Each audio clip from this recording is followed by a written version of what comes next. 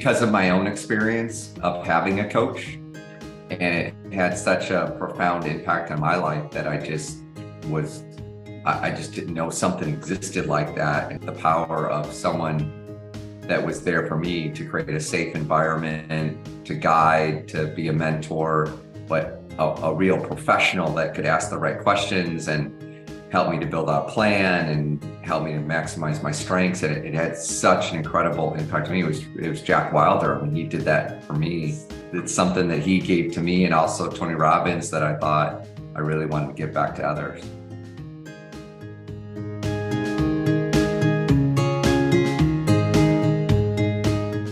I didn't realize there was a different way of thinking. Like, I had no idea. I didn't learn it in school. No one had taught me this stuff. I was like, why didn't someone teach me this sooner? Like, you have mentors and stuff, but knowing that there's a psychology of success that exists, plus there's best practices that exist. And I don't think there's any better way to get there than by modeling success. Someone that's been through it, gone through it, and wants to give it back. And that was why I was like, it didn't even exist. Like, I totally reframed the way I thought about stuff.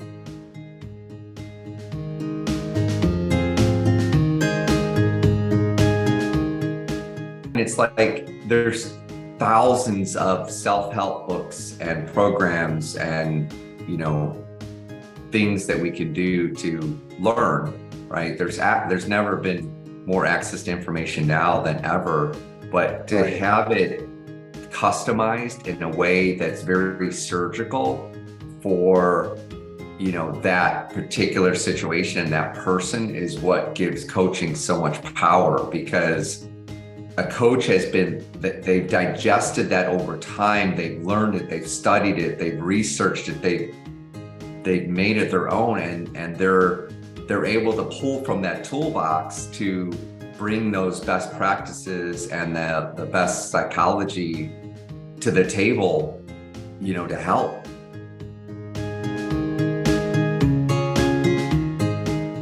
Well, in 1991, when I graduated and certified with Tony Robbins, I was just graduating college at that time, and I knew I wanted to be a coach at that point. So I was 21 years old, and I knew that was my path.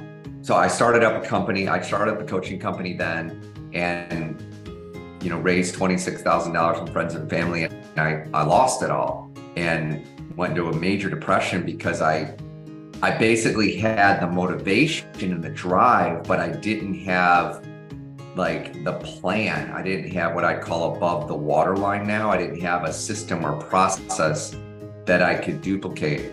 My mom nursed me back to life. My dad said that I forgot to tell you to get a real job after college. And I went to the corporate world, and I did really, really well there, because I had the psychology of success, and the corporation provided the system or the tracks that I could follow with that motivation, that drive, and the psychology of success, and I did really well.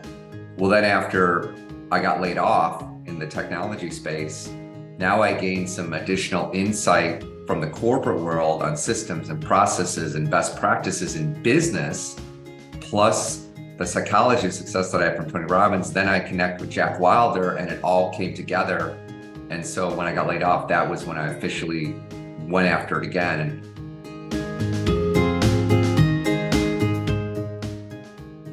Oh my gosh, yeah.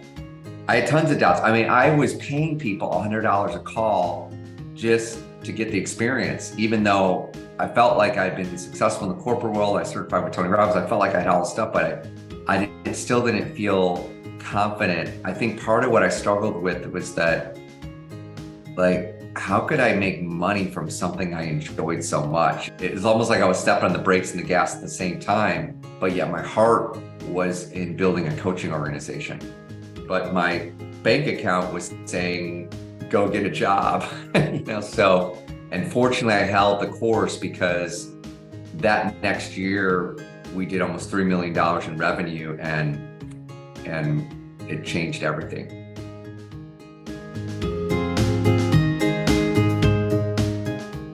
Every single one of those situations, I found a coach. I would say some of it was, I call it a coach. And when I look at a coach, it's to me someone that's been through there. I love the story of someone's in a 20-foot pit and they yelled to the doctor's walking by and it's like, hey, get me out of here, get me out of here. And the doctor writes a prescription and throws it into the pit. And then it's like, get me out of here, get me out of here. And then the pastor walks by and he's like, get me out of here. And pastor throws down a prayer and says, read this. And then another guy's walking by and he gave me out of here. And the guy jumps in the pit and he's like, what are you doing? Now we're both stuck in this pit. And he says, yeah, but I've been in this pit and I know how to get out of it, right? Find someone that's getting the results you want and model them, and a professional, paying them to do that and investing in that, investing in yourself is by far over time what I've learned the best approach to accelerate in whatever area of life. That's why coaching is so powerful, I believe.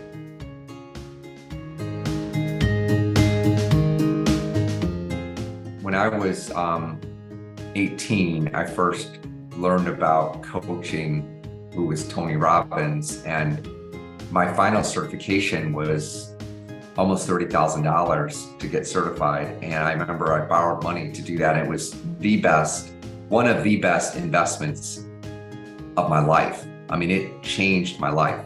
I had no idea how I was going to pay back the credit cards I used to do that. But it's worked so many times now that I just believe really strongly in investing in self and investing in coaching.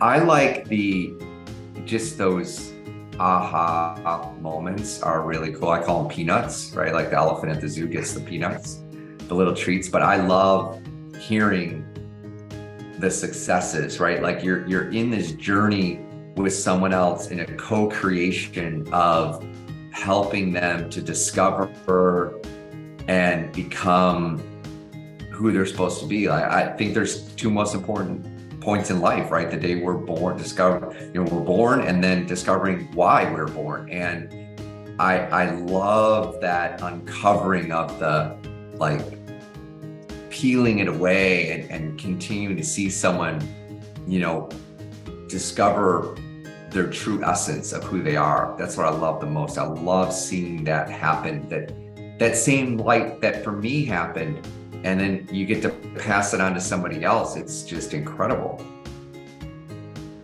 So I remember one situation, this particular person was very obese, and he knew he was on all these machines and medications, and he knew he had to work out. He knew in his core that he wanted to be healthy and it was important.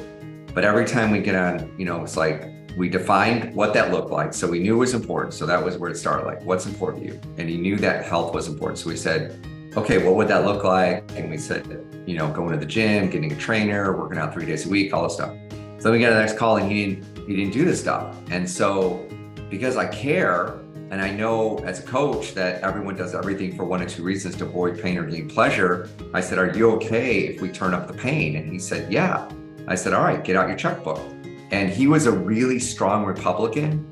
So I had him write 3 checks for $100 each to the Democratic Party. And when he showed up on the next coaching call and he didn't do his assignments, I sent the check in because I cared. And when he got that thing back saying, thank you for supporting the Democratic Party, he's like, that changed everything. And he lost the weight, he started going to the gym. It's an interesting thing with coaching because you're okay to hold the line if you know it's in the best interest of helping that person. It's not a codependency. It's not like an enabling. It's a place of being okay to talk with authenticity for someone to move forward.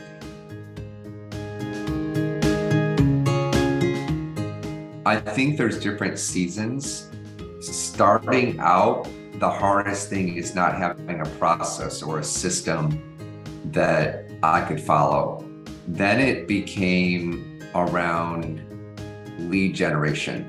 How do you gain new clients? How do you duplicate them. And then it became around scalability of the organization, because I got to a point where I had way more coming in than I could keep up with, and I was trapped. I realized I was in a self-employed slave model. And though I loved giving and I loved coaching, I couldn't get past myself within the business. It was all dependent on me, and I didn't like that feeling.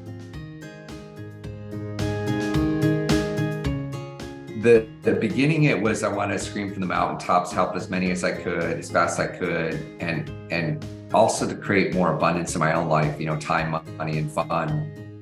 Through that progression that happened, and that I have more time, money, and fun, and I felt that I was, serving my purpose as a coach. But then it became more about legacy. Like now I think about how can we get this to exponentially expand as a firm for 500 years.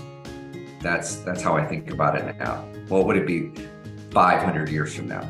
Setting up an environment, a culture, ecosystem that everyone could be independent, but leverage each other for infrastructure, systems, processes that help all of us to exponentially get better at what we do collectively. By helping each other, we're getting all that stuff, right? We're getting the coaching from each other. We're getting the systems, the processes, the support, all the things that I feel like took so long to figure out. But now I've walked through those dark places and it's there, that whole ecosystem of collectively we're so much more powerful and can get there so much faster together.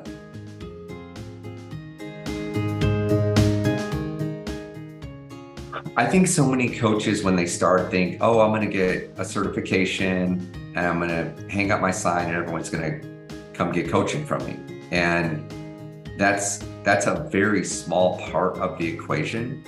I've always believed in, it's more about the experience, if what you've gone through. And if you have a real heart to make a difference, then I would look at what system do you follow and get a system, get something you can plug into that helps you build the business, not just the coaching skills. That's a small part, I think, of the whole perspective. I think there's three things there. One, you have to have something that's unique and different. So there's a lot of coaches out there. What's going to separate you from other coaches? For our situation, Dr. Hartman was nominated for the Nobel Peace Prize, created this amazing tool called the Mind Scan. It lets you have a much bigger, deeper conversation way faster than you would without it. And so it's a very unique way to approach the market. So that's the first thing. The second thing I think that's really important is focusing on the right types of things consistently over time.